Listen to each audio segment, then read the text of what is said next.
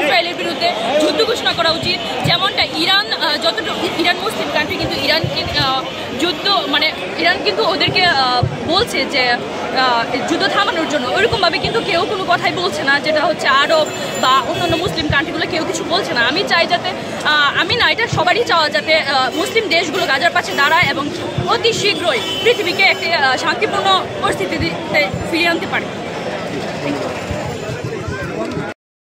সাপোর্টটা দিতে পারি আমরা, সেই জন্য আহ্বান জানাচ্ছি সবাইকে যে আমাদের প্রতিদিনের খরচের একটা অংশ যদি আমরা চাই, আমরা আমাদের ভাই বোনদের পাশাপাশি করতে পারি। আর গাজা শুধু একটা না যে গাজা আজীবনের জন্য বেঁচে থাকবে, কারণ প্রতিটা মুসলিম বিশ্বের প্রতিটা রাষ্ট্র এই ধরনের সমস্যায় পতিত হতে পারে। আমরা আজকে যদি সকলে একত্রিত হয়ে একটা বাদল ঘোষণা দেয়, আমরা মনে করি যে প্রতিটা মুসলিম রাষ্ট্র একটা সময় বেঁচে থাকবে, কোনো ধরনের অন্যায় অবিচার কারোর বিরুদ্ধে হবে না। আর আমরা মায়ের যেহেতু আমি যেহেতু মা, আমি দুইটা ছেলের জননী, আমি মনে করি যে আমার গাজাতে যে বাচ্চাগুলো আছে যাদেরকে আমরা রক্ষা করতে পারছি না, যারা আজকে না খেয়ে রাস্তায় পড়ে আছে, যারা যে অক্ষত অবস্থায় নেই, আমি যদি আমার সন্তানের সেই জায়গাতে কল্পনা করি আমার মুখটা কেঁপে উঠে, আমি রাতে ঘুমাতে পারি না। আমি মনে করি যে আমরা দূর থেকে আমরা আসলে আল্লাহর কাছে ফরিয়াদ করা সাথে যে আমরা দেশ থেকে কোন ধরনের পাশে থাকার দায়িত্বগুলো পালন করতে পারি। আমরা সেই জন্য এখানে এসেছি। আমরা ইনশাল্লাহ সকল গাজাবাসী সহ প্রতিটা দেশের বিপক্ষে সোচ্চার হবে।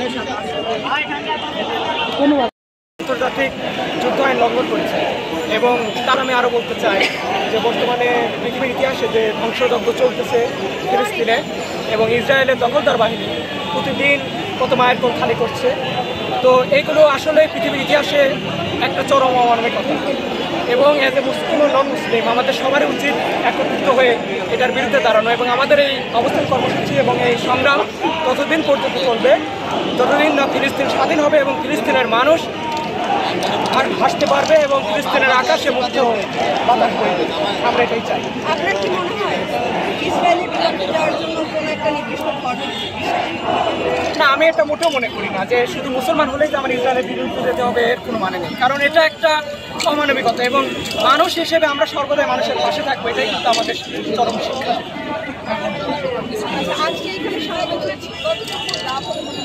এখন যদি বলতে চাই যে আমরা যে কয়েকজন সমবেত হয়েছি এটা হয়তো বা কিছুই না, এটা হয়তো আন্তর্জাতিক পরিমণ্ডলে তেমন একটা ভূমিকা নাও রাখতে পারে, কিন্তু এটা যদি গ্লোবালি হয়ে থাকে তাহলে এটা অবশ্যই আমার মনে হয় যারা বৈশ্বিকভাবে শাসন অবস্থানে আছে তারা অবশ্যই এই নৃশংসতা থেকে সরে আসতে পারে।